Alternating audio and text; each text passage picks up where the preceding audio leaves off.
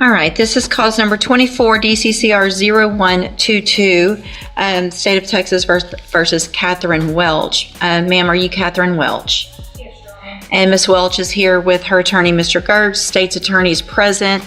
Ms. Welch was previously in court, entered a plea of guilty to driving while intoxicated third or more, as well as a prior offense, which made it a second-degree felony offense. There was no agreement with regard to punishment. I have received the pre-sentence report, and has everyone had an opportunity to review that report? We have, Judge. Are there any additions or corrections to that report? Not from the state, other than I want to acknowledge I have received Mr. Gertz's sentencing memorandum. I'm going to get to that too in just a second. Any additions or corrections? Aside from the one comment that I make in the sentencing memoranda about a comment that she made about rehabilitation, I think it's more of a clarification, so I'm happy to touch on that. But other than that, we don't have any additions or corrections. Okay. And Ms. Smallfino has already stated, as well as I received the sentencing memorandum at 5:47 p.m. yesterday. Going to point that out for the record. The Harris County judge got her sentencing memoranda at midnight, so. Well, it was reviewed quite early this morning, but I did review it. Ms. Smallfino, you've had time to review it as well? Same, Your Honor. Okay. Other than that, I think you all should have a couple. There's only a... Buckle up, guys. Today we are going to witness a courtroom drama unlike any other. Catherine Welch, facing her 10th DWI, steps into court with her attorney and the state present. The judge goes over the pre-sentence report, laying the groundwork for what's about to unfold. Tension builds instantly as we see a complex case of repeated offenses, trauma, and anticipation for the sentence. The stakes couldn't be higher. Few, but there were some jail incident reports that should have been provided to counsel. Did you both receive those as well? Yes, Judge. Okay, is everyone ready to proceed with sentencing then? Yes, Judge. Yes. All right, Mr. Gertz, do you have witnesses? I'm not going to call any live witnesses unless the court requires it. When we have a person present from the Dream Center, if the court wants to inquire about that, I would essentially let her come up and talk if you want to have that conversation. But Okay. I think our focus here is going to be on the topics that we talked about or write about in the sentencing memo. And just sort of allowing, if the court decides to do what we're asking you to do, we are open and welcome to whatever the court requires of her Sure. to enter and successfully complete. We just wanted you to have that option on the table as well. That Okay. is an option that doesn't cost the court anything. Right. Or the state anything. And for the record, I'm aware of the Dream Center and their program and what they do. And so if I have any specific questions, if we get to something where I would need that, then I appreciate them being here and I'll ask those questions. Ms. Malfino, does the state have any witnesses? No. All right, then argument. Judge, I want to, I recognize this is a unique case and a unique ask that we're making here. This is not something small that we're asking for. I have sort of personally taken Catherine on over the last 3+ years, I guess almost 4 years, as a... Here, the courtroom dives into the pre-sentence details. Both sides review reports, jail records, and memoranda, showing how meticulous the preparation is. Every addition, correction, and acknowledgement is a piece of the puzzle. The suspense grows as the court asks if everyone is ready, making the audience feel the weight of what's about to happen. You can sense the moment is approaching. Project for me, if that makes any sense. And what I mean by that is, I really wanted to put to the test, could this person do everything that I asked her to do to at least get her an opportunity to be here in front of you asking what we're asking for. She exceeded my expectations by doing the 90-day inpatient rehabilitation. And while she was there, she started to explore with her counselors and her therapists there some of the underlying issues that went beyond just physical addiction, but actually had to do with her mental health and some of the things that she's experienced in her life. I'm not going to detail them on the record, but the court is aware of what those things are. incredibly traumatic events that I think she had repressed and had never really addressed and explored. And so those counselors recommended not just aftercare, but a specific outpatient program to address some of the trauma issues that she's had. She went and checked into that program, stayed for basically a year, and again, did everything we asked her to do. When I told her to go get her own drug patch, I told her to go get her own interlock device. She did all of that. Those records should be attached to the memo. She was successful, has been following the rules, doing everything we've asked her to do. Had been going to AA, had gotten a counselor, actually reached out and befriended the director of the Dream Center to try to figure out what she can do next to sort of commit herself to her sobriety and to fixing the mental health issues that I think stem from the challenges that she faced as a young person.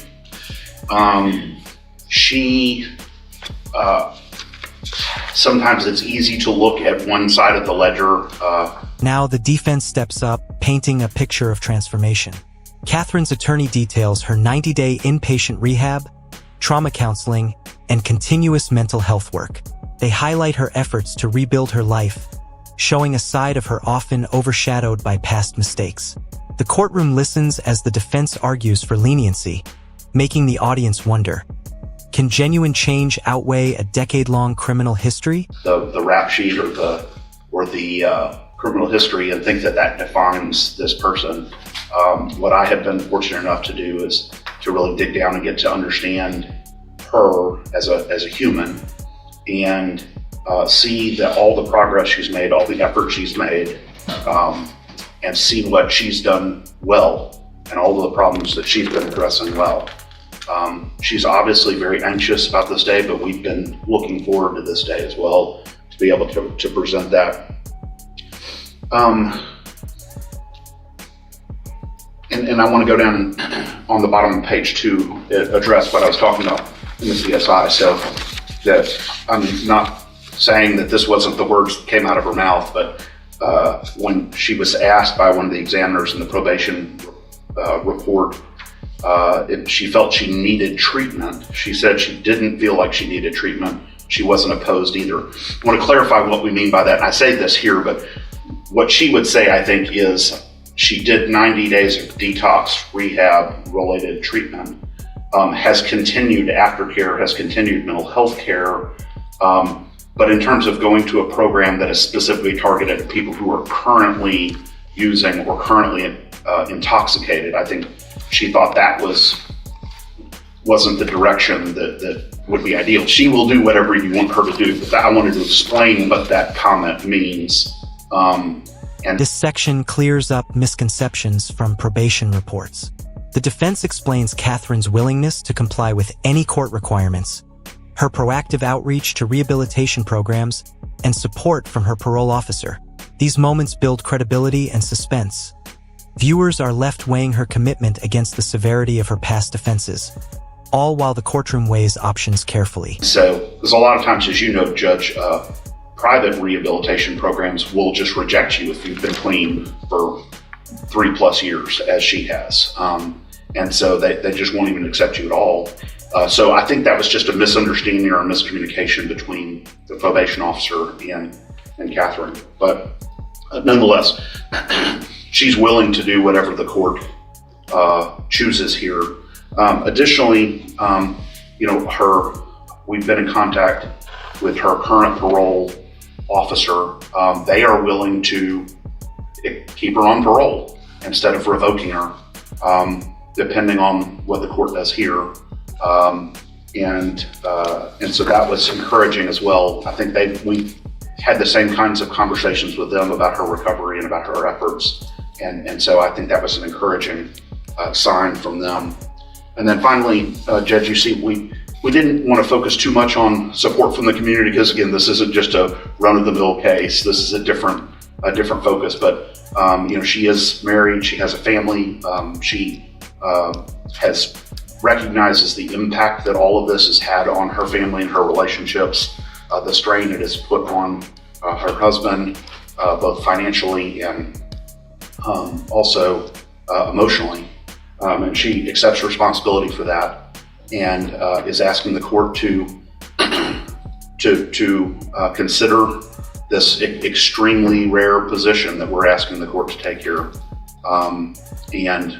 Obviously, if the court would like her to address the court, she is happy to do that, or I'm not sure how you can proceed on that. Okay, thank you. The focus shifts to the human side, family and community. Catherine's personal growth, marriage, and commitment to sobriety are highlighted. Her support network is emphasized, showing she isn't just fighting for herself but for the people who depend on her.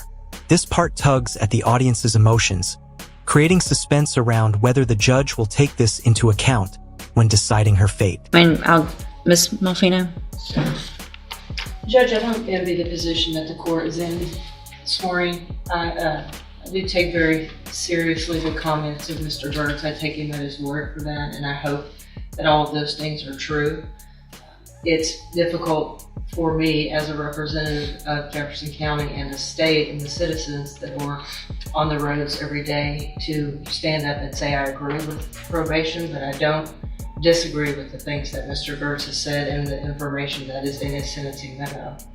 To play the other side of the coin, does it suggest that she received the benefit of the doubt already by me waiving the habitual status that she could have been facing based on her number of priors? Does it seem in good conscience that I can say I ignore all of those priors? Absolutely not. But obviously, we have seen that her multiple trips to the penitentiary have resulted in no change of behavior until hopefully now in these last 3 years. And I do sympathize with Ms. Welch as an individual.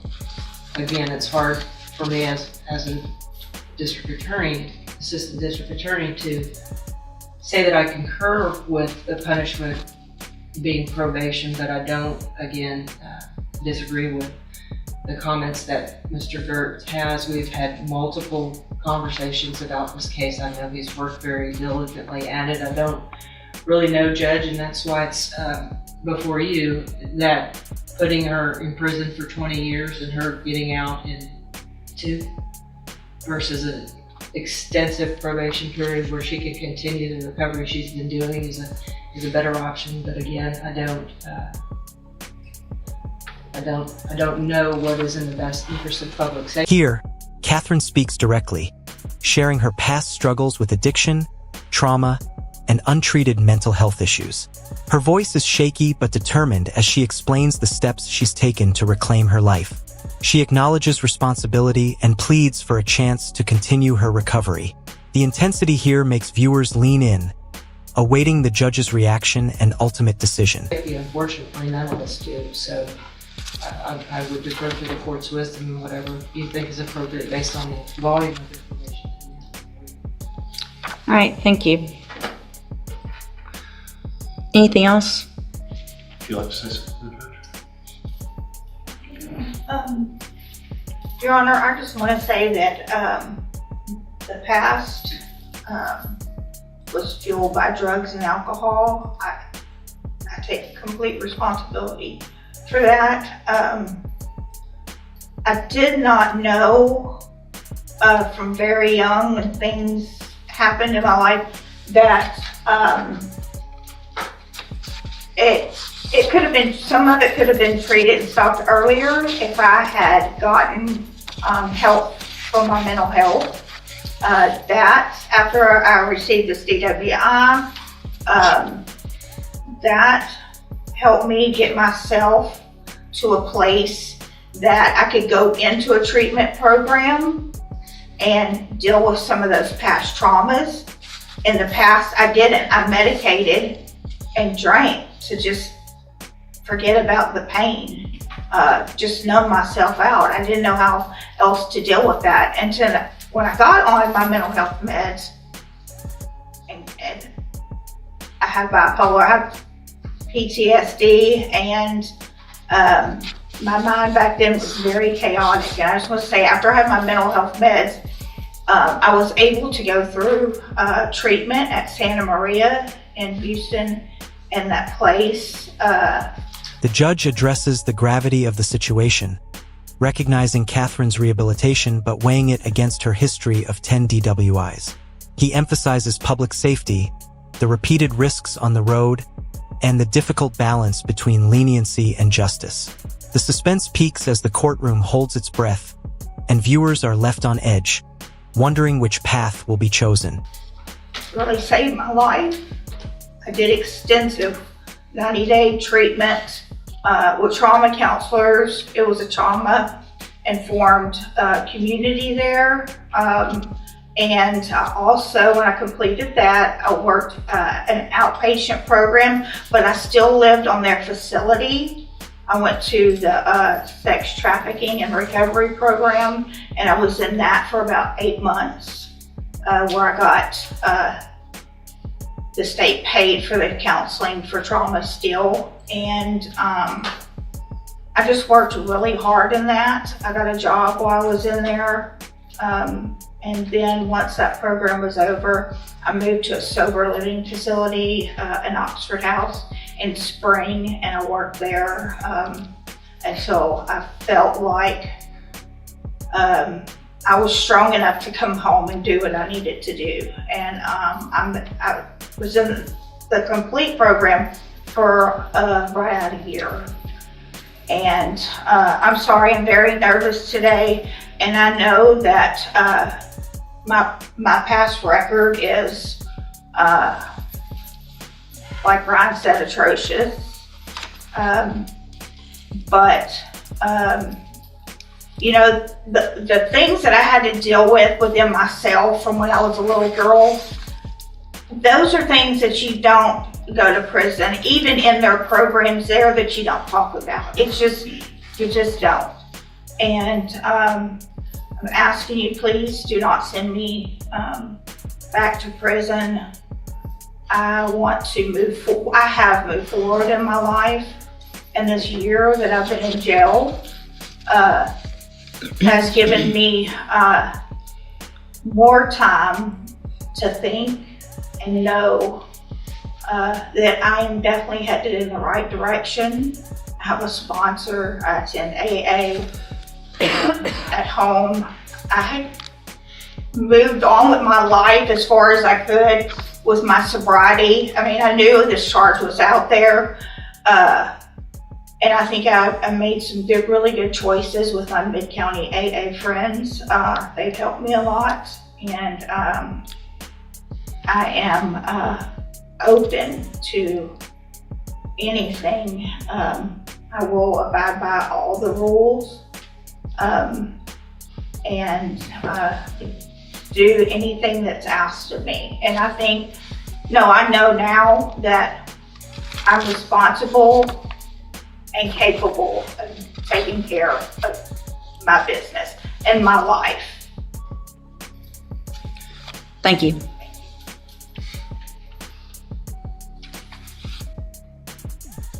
So, Ms. Welch, Finally, the courtroom reaches its climax. The judge delivers the verdict: 18 years in the Texas Department of Corrections. Every word hits hard, marking the culmination of years of offenses and rehabilitation efforts. The tension explodes as viewers experience the shocking and final outcome, seeing firsthand the consequences of repeated risky behavior despite efforts to reform. Ms. Malfino probably said it yet best, and I get this often, and they don't envy my position, and this is the worst part of my job. But I worked hard to get here, and it's my job. Part of my job, it's several things, and it's to look at, obviously defendants and giving chances and things like that, but it also is about making our community safe. And I have to look back. This is your 10th DWI. It's not your 5th.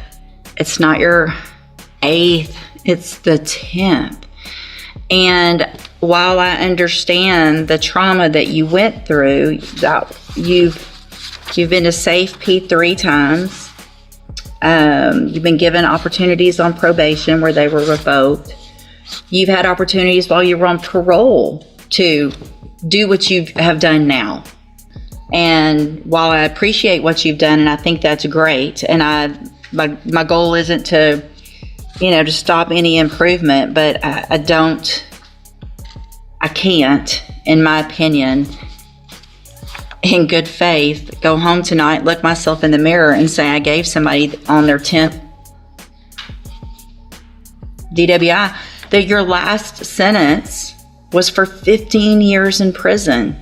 The one before that was for 10. The one before that, you've gone to another 10 year back in 09. I mean, this goes back to the 90s.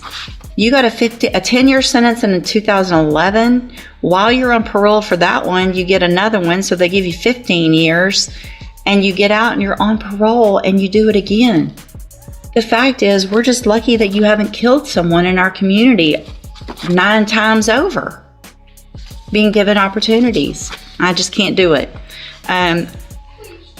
I'm going to find that you entered your plea of guilty freely and voluntarily. I'm going to find and your plea of true to the prior offense. I'm going to find sufficient evidence to find you guilty, and at this time find you guilty of driving while intoxicated. I'm going to sentence you to a term of 18 years in the institutional division of the Texas Department of Corrections. You will receive credit on that sentence for any time that you've been in custody that the law gives you the right to receive. You're going to be handed a trial court certification that shows this was not, well, I guess there was an agreement because the waiver of the enhancement, which could have been a 25 to life, as Mr. Gertz said. So I'm going to hand you the certification that shows this was an agreement. You've waived your right to appeal. I'm also handing you a written admonishment regarding your ineligibility to possess a firearm or ammunition. Possession, because of the judgment entered against you, you're ineligible under Texas law to possess a firearm or ammunition. Possession of a firearm or ammunition could lead to charges against you. You should read the written admonishment I provide you. If you have any questions about that, you can talk to Mr. Gertz. And Ms. Welch, I take no pleasure in this. This is extremely difficult for me. I understand to some extent addiction, and I understand that you are on a better path. However, there have been plenty of opportunities in the past where you were on a better path and you got back out and you got back on our roads again. And so good luck to you, ma'am. Thank you, Mr. Gertz and Ms. Malfino. Court will be adjourned. The final part outlines the specifics: credit for time served, waiver of appeal rights, firearm restrictions, and legal formalities. The judge's closing remarks balance empathy with accountability, highlighting the tragedy of repeated choices but acknowledging progress made. This is the wrap-up that leaves a lasting impression, and if you found this breakdown intense, don't forget to like the video, subscribe to the channel, and we'll see you in the next video.